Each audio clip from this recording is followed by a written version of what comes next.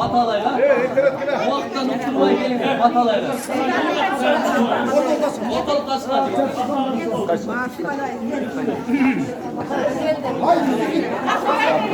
Ne buradan yapıyor?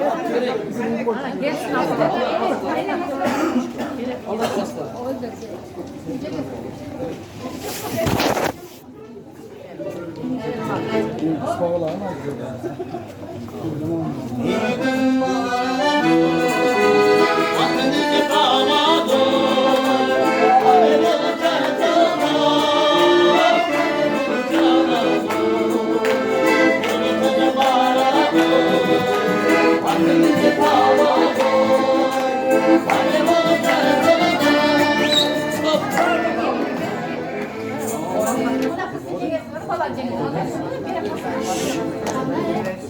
Amin. Ulay nazarım versin, vakıf pazarım versin, peygamber kasasın versin, bay devletin versin. Ötmez ömür versin, geçmezken peyir versin. Cümlegün sözünler kalıs olsun, camanlık sizlerden alsın olsun. Yolunlar şudur, corukmanınlar kudur olsun.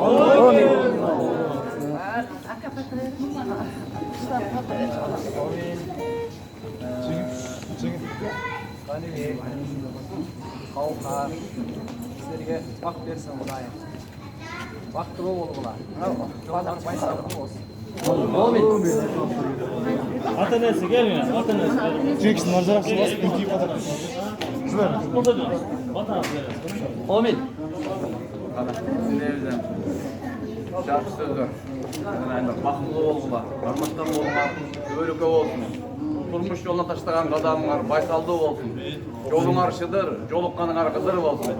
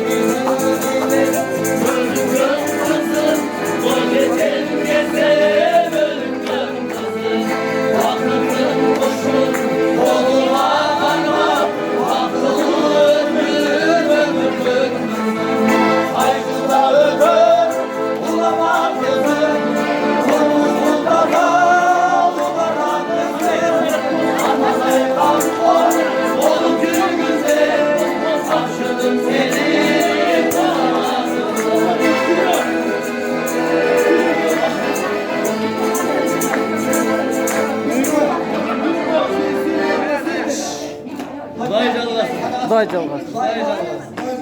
Kuday çalgasın.